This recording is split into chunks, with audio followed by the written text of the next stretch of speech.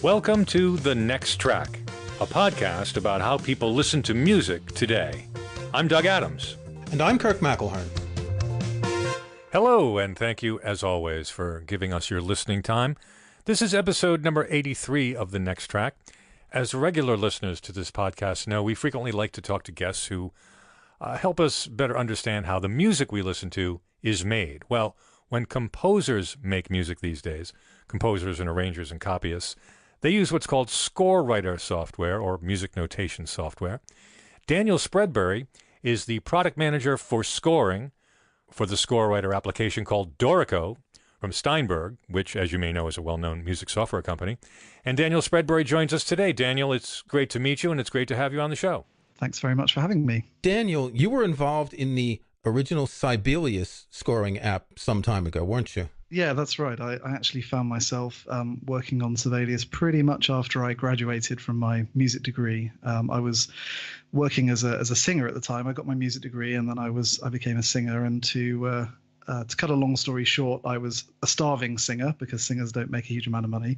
And the organist at the cathedral where I was singing happened to get an email saying, hey, they're looking for some people at Sibelius. And I applied actually for a copywriting job, ended up getting a technical support job. And that was 20 years ago. And I've been working on scoring software ever since. Did you have any computing experience when you got this job? Well, I'd always been interested in computing. My older brother, I'm kind of the generation where home computers were just really starting to become commonplace in the home. So when I was about 4, my older brother, who's 8 or 9 years older than me, he got a Commodore PET, which was a pretty high-tech bit of kit in 1980, and he immediately got really good at programming, and he would program games and things for me and my younger brothers and sisters to play, and just over many years, I kind of got interested in technology, and it was a really remarkable thing that, having been very kind of arty and all my brothers and sisters are very sciencey, I nevertheless really have a very keen interest in technology. And it was kind of miraculous, really, to fall into working at Sibelius, which married my two most sort of passionate interests in life, music and technology. So it really was perfect. I couldn't have planned it any better, and I certainly didn't plan it at all.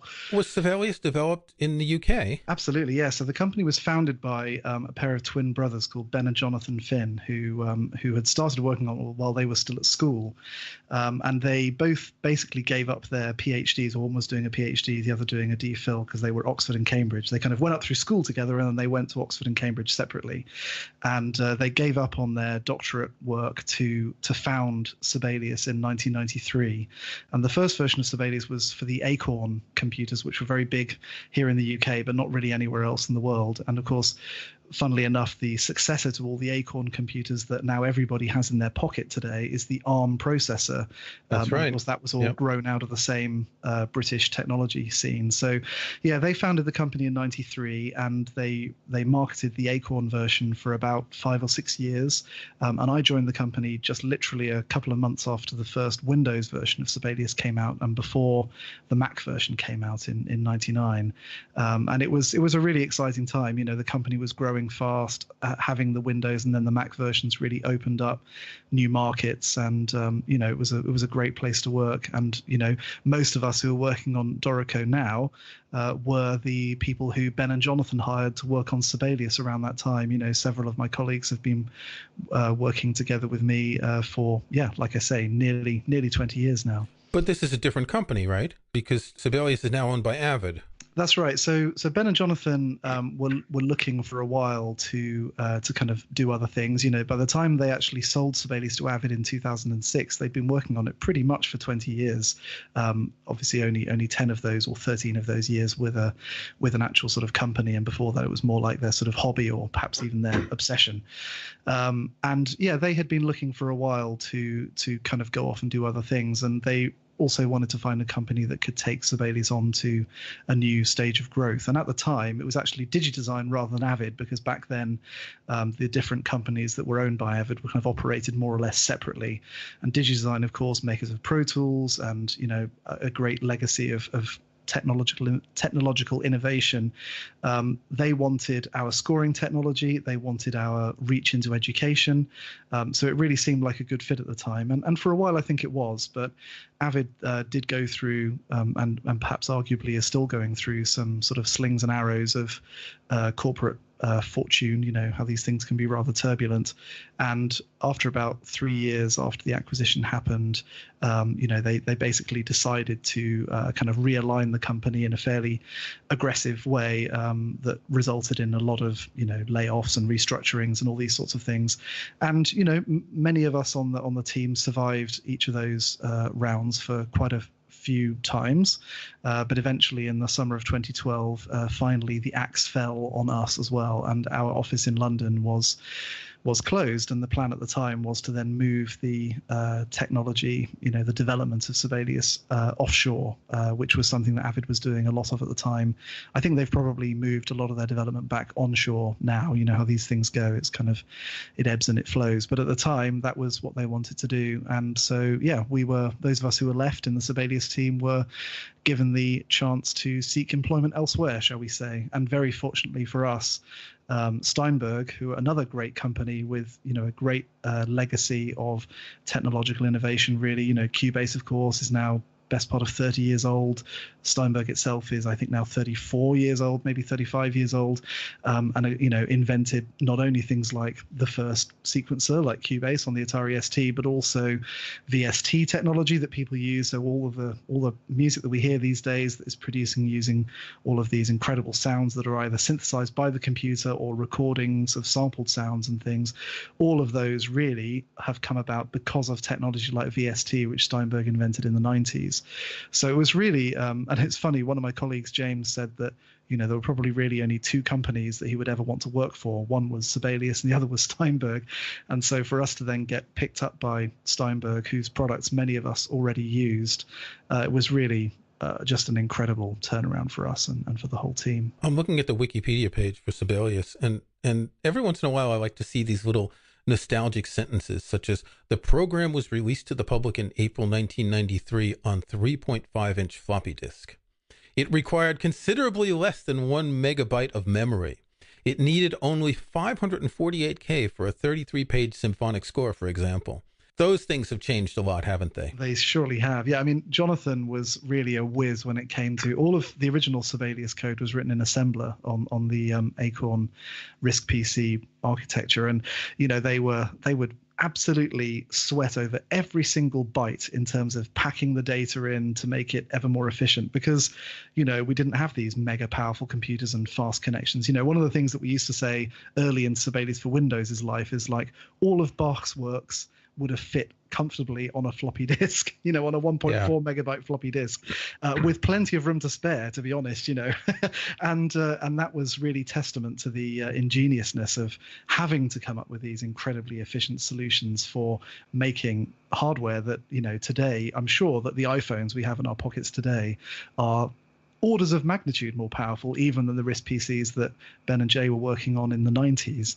And yes, as you say, things have most definitely changed in that regard. In the early days, this software was basically designed to make rough scores, rough sheet music for people to use. But now, particularly the app that you're working on, Dorico, you talk about it as being a high-level engraving app. The difference is really almost night and day between these rough bit-mapped notes that you would have gotten 20 years ago and the quality that you get today. Before we discuss exactly what the scoring software does, how important is this visual aspect to the people who use this software, and how much attention have you paid to that element of printing it so well, as opposed to all the rest, again, that we'll talk about in a few minutes? Yeah, I think it's actually hard to overstate how important it is to musicians. I think it's interesting because music notation is this incredibly sophisticated visual language. It's a two-dimensional visual language because obviously horizontal sort of stuff like reading text left to right, that's time. And then the vertical aspect not only indicates pitch, but also it indicates synchronicity, what things are actually happening at the same time, or what the spatial relationship, the time and spatial relationship of different events are to each other. So actually how the music is laid out on the page is incredibly important to how musicians actually read it.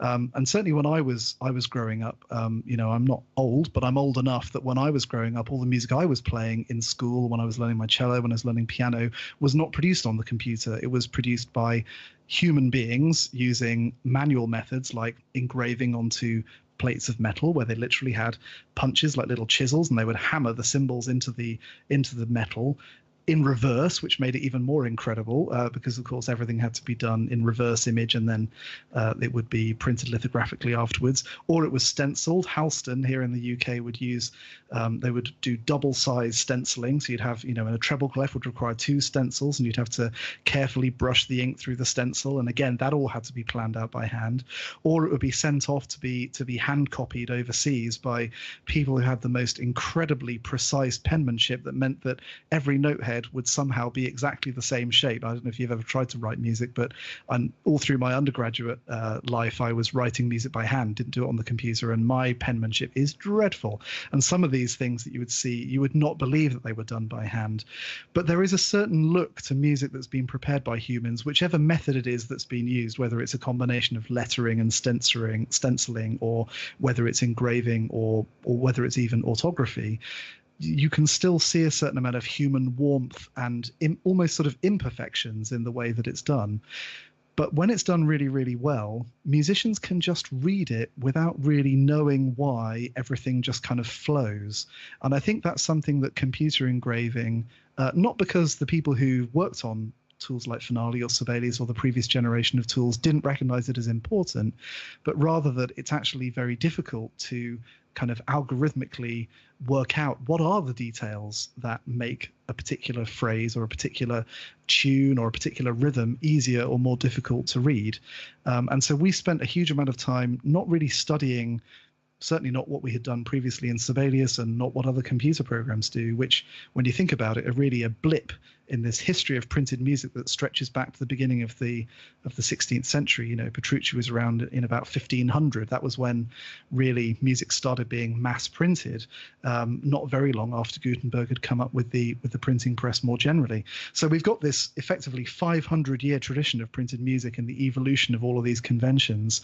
And then computer engraving comes along in really the last 20, 30 years tops, really. Finale came out in the late 80s and really the first program that, you could have your Mac SE2 on your desk and you could do part extraction, and it would take all night, but you could do it, and that was obviously a lot quicker and cheaper than, even though Macs and Finale were both very expensive in those days, still a lot cheaper than getting somebody to do that by hand for you. But the thing was that what you got out at the other end of it didn't look, as you say, it didn't look as good as something done by a human being. So we ignored all of that stuff. And our goal was to get back to the kind of music that we grew up playing, the kind of music that, that professional musicians expect to see. And I think that the role of software developers like us is actually to uphold that tradition, to maintain that tradition, and not to allow what's expedient from a development point of view to influence what we actually end up doing. And so we've tried very, very hard to always go back to first principles and really think about how is something really going to work for the musician, rather than, we could cut a corner here or there and we could implement this more quickly if we just sort of pretend this detail doesn't exist. If you look back at old scores that were written by hand, I've seen some of Bach's scores. The musicians had no problem playing them at all. Are musicians just spoiled now that they're used to working from engraved scores and better and better quality? That's a great point. Yes, of course. If you sat down and played to a violin part or a continuo part that had been copied out by Papa Bach himself, you certainly wouldn't complain about it at the time. Yeah, that is a great point. I think the thing is that these days, and of course it was true in Bach's day as well, but I think we have a certain expectation, not only as musicians ourselves, but also as the audience, that we're going to get a certain fluency of performance, a certain, quality of expression and all these things. And particularly these days when orchestras are rehearsing new music, they might only get a single rehearsal to do a major new work before it's performed for the first time. It's nice to think that they would sit down with your 15-minute overture or whatever, and they would practice it for weeks and weeks before the premiere. But truth is, they probably only had time to play it maybe the day before or the day of the concert. So what's really important is that in order to maintain these high levels of performance that we all expect, and this is not in any way to demean the skills of these musicians who are incredibly talented and accomplished musicians, but everything you can do to give them the best chance of playing your music and it communicating to them what you want it to communicate, so that they can then communicate that to the audience with as few slip-ups, as few mistakes, as few hands or bows going up in rehearsal and saying, excuse me, do you really, this rhythm, is that right, or is this note right? I think those are the things that can actually make or break a piece in rehearsal. Yeah, I was just thinking that music scores all look the same, and by that I mean that all the notes have exactly the same shape. I know that on the product page for your software, which we'll link to in the show notes, you say that you have a 3,000 plus symbol music font. When did that font become the standard music font? I'm sure that in the early days of engraving, there were different types of font. I know that, I think if you look at the old manuscripts by William Byrd, they have like squarish notes, and I've seen German manuscripts where they're more like lines instead of ovals. When was this standardized? And is it entirely standardized, at least for Western music? I think it isn't really entirely standardized, to be honest. I think that, certainly the sort of the quarter note or crotchet note head being sort of slightly oval and slightly tilted, almost as if it's sort of leaning over to the left a little bit. That has been the case certainly for 200, 300 nearly years, I would say. But yes, you can certainly look back at the music of the Renaissance, and you can look back at, particular idioms in, for example, German organ tablature, which actually uses stuff closer to, it is actually using letters rather than note heads, and lute tablature is the same, it uses letters. So there has been a tremendous variation in notational systems, even within Western music. But yes, I think you're right. Once we kind of got through the Renaissance and we were doing away with prolations and we were coming towards the more common time signatures and key signatures and so on, of course, other extra musical factors like the development of instruments played into this, the well-tempered clavier and so on is another thing that reflects a development happening in the time where instruments now with these measured temperament systems rather than each instrument being tuned its own way. So I think there is kind of through particularly the 18th century an increased standardization in how these things actually tend to look. And certainly Western European music looks pretty much the way that, for example, the bravura font that I designed for Dorico looked certainly by the middle of the 18th century, and it hasn't really changed a lot since then. But it is fascinating to go back and look at, I think you mentioned white notation, for example, that sort of French croche blanche notation that was used through the medieval and Renaissance period. And you can definitely see how the note values that were used in those scores kind of map onto the note values that we use today. And, there is definitely a continuum. And of course, that continuum carries on today. There are composers who are inventing new symbols all the time. And that's actually one of the challenges that we have, is that we want to be able to support all of the kinds of expression that a composer might want to use when they're preparing a score. And sometimes that, of course, involves them inventing their own symbols, their own notations. And that is actually a real challenge for software developers, that we're always of necessity lagging behind what current practice is, because like any kind of visual art form, as it were, if somebody innovates a new symbol, it might catch on. It might be that everybody starts using it, or it might be that it sort of dies a death and nobody other than that one composer uses it. So, we inevitably have to make decisions about what we can and can't support in the software. And so we have to kind of use really what we're seeing in the printed literature as a kind of lagging indicator of where the current state of the art in music notation is. And I think, that, as I say, that is a challenge, because there will be composers who are looking to programs like Dorico to allow them to express themselves in a way that haven't been done before. But when you're working in this very complex two-dimensional visual language, actually providing sufficient flexibility that you can do things that you couldn't anticipate when you were designing the software is actually a real problem. Do any composers use emoji yet? Well, Lily, who writes our documentation, caused a minor sort of sensation on Twitter a few weeks ago when she realized that you can, in fact, use emoji in Dorico if you want to. So you can indicate your dynamics with smiley faces. Exactly, yes. I would see a contemporary composer wanting to do that. Why not? Yeah, absolutely. I mean, they do communicate things to us after all. So if you're using arbitrary text instructions, and we've got used to interpreting some pretty weird instructions that we see written to us in words in musical scores over the years, perhaps the most famously Satie writing little notes to the pianist who's playing his pieces that you're not even, you can't really perform them, but they're just really kind of meant to make you laugh almost. I think there's nothing too outlandish about the idea of communicating your intent using emoji, really. So let's talk about what the software does. And there's an interview with you on the Dorico website, and I'll link to this. And you say, Dorico is to music notation what the word processor is to the written word. It's more like having an experienced music copyist who work with you all the time to ensure that your musical ideas are communicated clearly, unambiguously, and in a way which can be read quickly and easily by a musician. I like that idea of a word processor, and I think I don't have a lot of experience with this. I do have an app that can arrange music for guitar with standard score and tablature and chord signatures. But I think the most fascinating thing here is that you could start composing something, and if you don't like where you've put a phrase or a measure, you can copy it and paste it someplace else. How has this changed the way music is composed?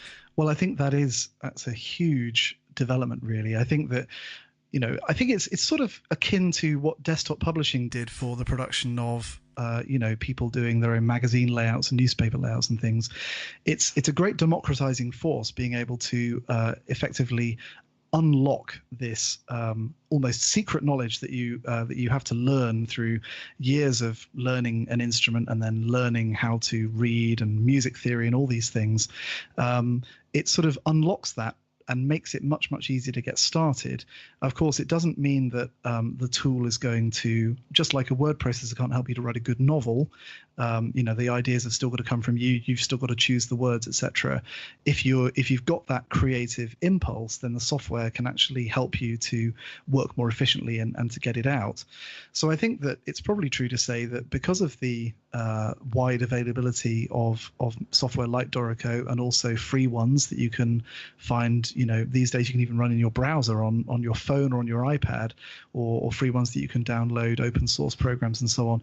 There's probably been more sheet music created in the last 20 years than in the preceding 3 centuries combined. I remember seeing a documentary about Philip Glass a few months ago, and at one point in the documentary he was sitting at a piano and he was playing a bit and he had a pencil and he was writing on a score. And I was wondering, with software like this, how much faster is it to make your score? Obviously, with Philip Glass, he could probably write an entire piece in an afternoon because you can just copy and paste the same thing over and over. But how much time would, let's just take, I don't know, a 10-minute piano piece, for a single instrument. How much time would a composer save using software, either Dorico or anything else, as opposed to writing it out by hand? Because I assume also that they write it by hand the first time, then they have to make a clean copy afterwards. So there's a process to creating that score from its first sketches. Yes, I think you're absolutely right. And of course, these days, some people do compose straight into the computer and they actually develop the idea in the software. So they can kind of do away with some of that, developing the idea, fair copy on paper, and then transposing it into the computer, as it were. But I think the difference is enormous, to be honest, because the thing that's great about software is that it produces something that looks reasonably close to what a publisher would do, pretty much when you just type the notes in. And Dorico gets way, way closer to that than any previous software. And in fact, I think Dorico is especially good at music for piano in particular, because piano is a complex instrument to write for because of all of the, the voicing and the fact that, you can play practically an entire musical texture with many different rhythms going on and so on, and presenting that in a way that's clear to the musicians so they can really kind of, again, sight read that down, is actually one of the more time-consuming aspects of preparing one of these scores. So, I mean, I don't know. I know somebody who in New York who's actually produced a lot of parts for example, Philip Glass's large-scale works, his operas and things. And, you know, these things are thousands of bars long. So you'd be talking about having a team of people. So firstly, the score has to be finished well in advance of the first rehearsal so that you can actually get the parts copied. Then you've got to have multiple copies of the score made and biked around or couriered to various people. Then you've got to have your people with all their paper and their pens, and, you know, they can work all night, and they always often have to. But, you know, you'd be talking about a period of certainly of you know, at least a week with multiple people in order to prepare the rehearsal materials for that by hand. And we're probably talking about a dozen people working solidly for a week to do it. Nowadays, of course, you can put that into the computer in probably 1/10 of the time it would take to do it by hand. And then the part preparation time is probably 100th of what it was before because of all the automatic support that the program has to help you with things. So I guess it would be fair to say that if Bach had software like this, he would have finished that last fugue? Well, you know, you never know what it was that actually stopped him. But yeah, I mean, he would have just left more unfinished music, probably of a different kind. Well, Schubert would have left more unfinished music because he's one of the kings of unfinished works. What about performing now? And I know that this doesn't necessarily apply to Dorico as an application for creating music, but you're creating a PDF file or some other format from the score that you create in this app. And there are more and more musicians who are using iPads as scores, as electronic scores with a pedal. I even remember seeing Angela Hewitt earlier this year perform in Birmingham. And just before the concert started, someone came out with an iPad and set it up and put the pedal down. And I had never seen a musician of that caliber using an iPad. So how has that also changed music? The fact that you can whip out your score in this one app, you can create your PDF, and presumably a musician like that might have their own notes for fingering and dynamics and all that. How much has that changed the performance aspect of music? Yeah, I think it's increasingly becoming a big factor. I've seen quite a few people, particularly small ensembles, little bands and things. It's very common these days to see them playing from iPads because, you know, if you're imagine you're a gigging wedding band or something, you know, and you might have to have 200 songs at your fingertips, 200 songs where even if you're just carrying around like a real book with the charts, that's still a big wodge of paper. And of course, the nice thing is that with software like you can run on your iPad, you can arrange your set list in advance. So you don't even have to worry about, oh crap, is that one on page 150 or is it on page 225? You know, it can just be right there. Like you say, when you either touch the screen or touch a pedal, you can go straight to the next piece. So I think the frontier really is whether we're going to see large-scale ensembles using this kind of technology to aid themselves. Like a full orchestra, yeah. Exactly. And there have been some experiments to do this. You know, there was Samsung sponsored, I think it was the Brussels Philharmonia to do this not so long ago with some tablets and things. But I think they actually only managed one piece out of their concert program. I think it was Bolero they played, which is probably a piece that, to be honest, the performers could do without looking at the music anyway. Yeah, I'm performing it right now. Hey, it's a great. I mean, I'm not knocking Bolero. It's a wonderful piece. You know, it's a really tremendous piece. But it is also, you know, one that the musicians would know like the back of their hand anyway. And I think there are some challenges to this happening. You know, on the one hand, you'd sort of look at it and you'd say, well, look, you know, in terms of this technology becoming completely commodified, it has. You know, you can buy devices like an iPad for a few $100s each, and in the sort of scheme of things, that doesn't sort of seem like that much. But I think the thing that's holding it back is conservatism on one part. You know, I think musicians like their paper scores. They like the ease of being able to reach out with a pencil and just do something. Paper never goes wrong. You know, there's no. I was going to say, I think it's fear of the clarinetist's iPad dying during the performance, and all of a sudden he's lost. Exactly. And you know, also I think you have to think about, well, what's the stage going to look like when you've got 80 people lit up by the glow of, you know, iPads in front of them? Is that going to really influence the way that we experience music as the audience? You know, and I think that from a technological point of view, all of the things that we're talking about are eminently possible. You know, we can network these things together. We can show the right music. We can even potentially have it following the conductor. I know the sort of French-Israeli startup Newzik actually have a demo of this. And in fact, that when I saw them at NAMM in Los Angeles in January, they actually had like a Bluetooth baton that you could actually use to kind of, you know, I mean, actually it was only for page turning rather than for actually counting what you're beating. Okay. But nevertheless, the conductor wouldn't even have to touch, you know, they could have a large format display in front of them, be clutching this Bluetooth baton, just give the bulb in their hand a squeeze and the page turns. So I think there is definitely room for these sorts of assistive technologies to help transform performance. But I think that in the end, what it comes down to is that paper is so great. It's so durable. It's so changeable. It's so reliable. You know, you have to basically set fire to it or stick it in water for it to really become impossible to use. It doesn't have batteries. It can't go wrong. So I think that, you know, there's quite a high bar for technology to really actually overtake paper.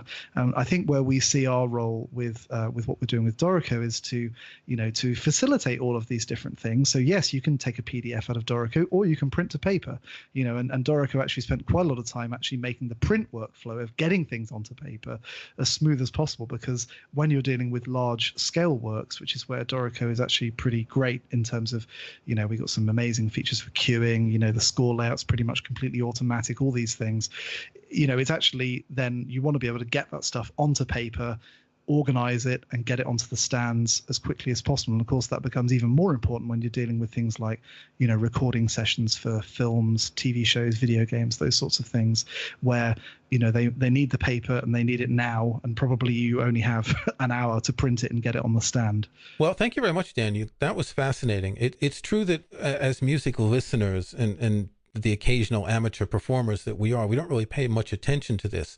But it is interesting to see how much the technology has changed, and it's only going to go further in the future, isn't it? I think you're right. I think it's good that we can take for granted that it's possible for people to produce the music that we either perform or listen to without it being either hugely expensive or hugely time consuming. That means that we can have more music, and that can only be a good thing. So hopefully as we continue to develop Dorico, it can continue to play a role in broadening access to music, in broadening the compositional activities of people, whether they're students, whether they're professionals. And I think that, you know, it's almost impossible to guess where we might be in another 20 years' time, but it'll be somebody else's problem by then rather than mine. Thanks very much, Daniel Spreadbury, for taking time to talk to us today. Yes, thanks very much. Thanks for having me.